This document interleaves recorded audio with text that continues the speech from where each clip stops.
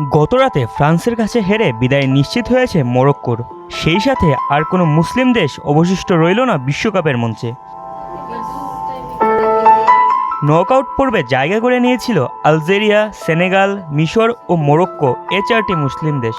মিশর ও মরক্কো টাই ব্রেকারে অস্ট্রেলিয়া এবং নেদারল্যান্ডসকে হারিয়ে রাউন্ড অফ 16-তে ওঠে, কিন্তু আলজেরিয়া ও সেনেগাল আটকে যায় রাউন্ড অফ 32-এ।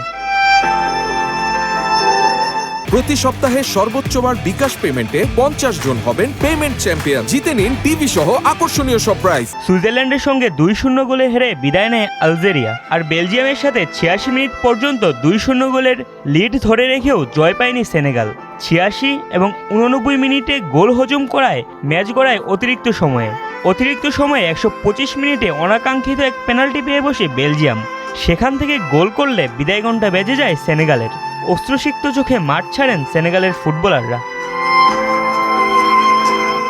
রাউন্ড অফ 16-তে কানাডাকে 3-0 গোলে হারিয়ে কোয়ার্টারে পা রাখে মরক্কো। তবে আর্জেন্টিনার সঙ্গে বিতর্কিত ম্যাচে 3-2 গোলে পরাজয় বরণ করতে হয় মিশরকে। 2-0 গোলে এগিয়ে থাকলেও শেষ 13 মিনিটে লণ্ডভণ্ড হয়ে যায় সবকিছু।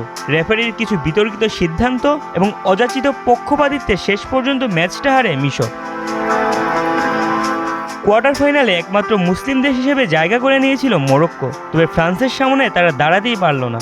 2-0 গোলের পরাজয়ে শেষ হয় মরক্কোর বিশ্বকাপ যাত্রা।